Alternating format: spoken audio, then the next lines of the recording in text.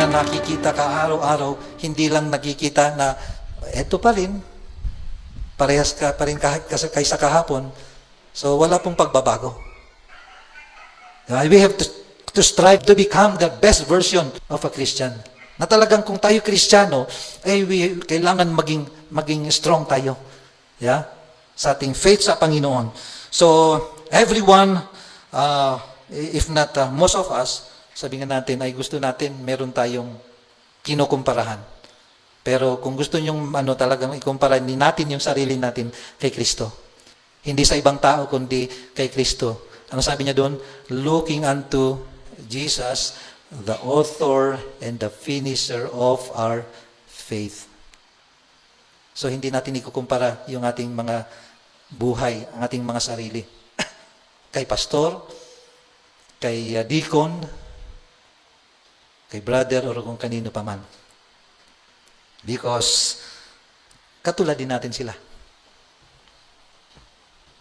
Kung gusto natin na maging yung buhay natin ay maging blessing, sabi niya dito, we have to compare yung sarili natin doon sa doon sa Panginoon. Okay? At hindi sa mga tao. Looking unto Jesus, the author and the finisher of our faith. So dito po, as I have said,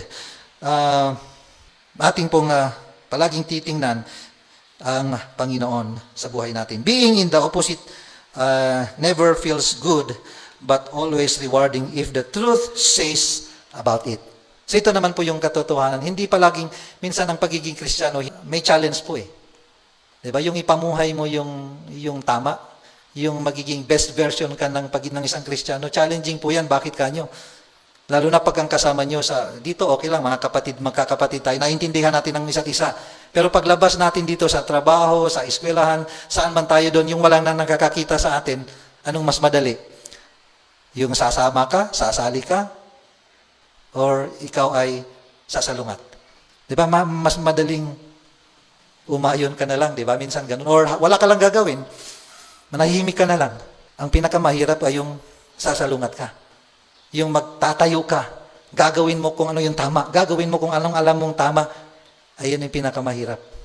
Alam nyo po, nung panahon ni Joshua at ni Caleb, 12 sila, di ba?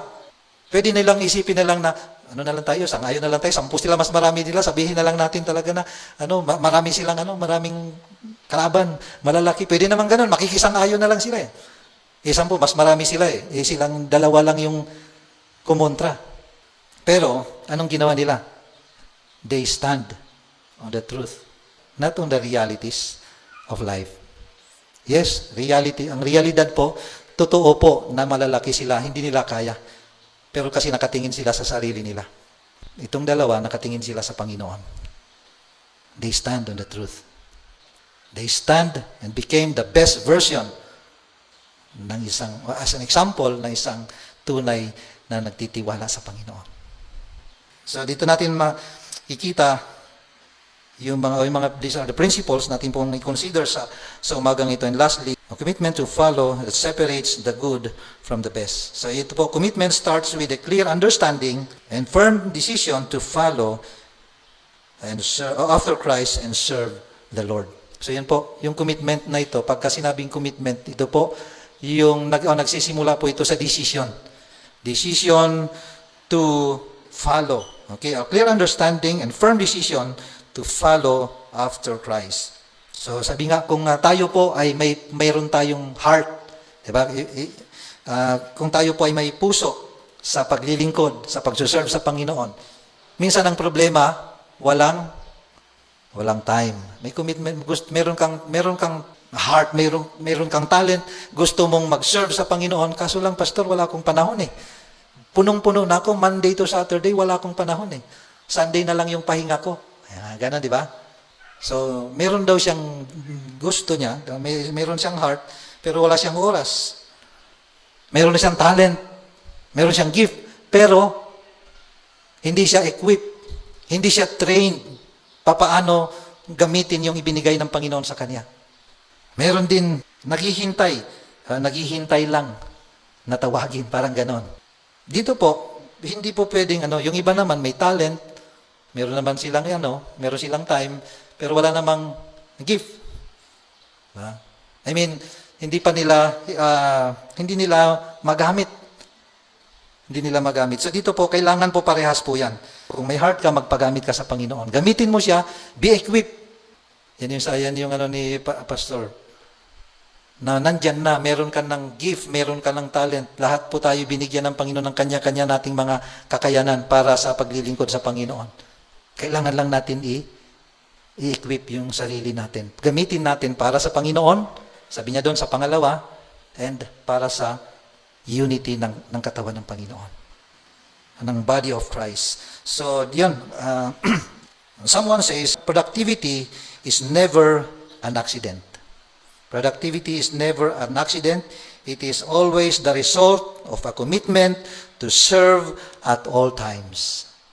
Yan po yung mga principles na mga reasons kung bakit natin kailangan maging equipped sa paglilingkod sa Panginoon o maging equipped sa gawain ng Panginoon. So, number 1, training is an investment in equipping.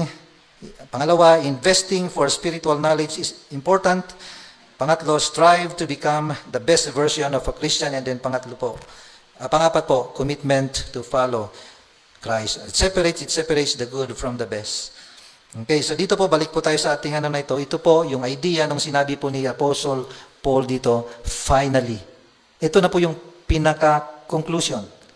Sa lahat ng kanyang mga sinabi from chapter 1, chapter 2 hanggang chapter 5, finally, ito yung pakatatandaan po ninyo.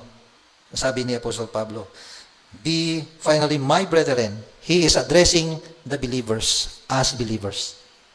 Ikaw, bilang isang manampalataya, ikaw po yung tinutukoy dito. God wants to use us. God wants to use you. Therefore, be equipped. Huwag natin sayangin yung ating mga pagkakataon na binigay ng Panginoon.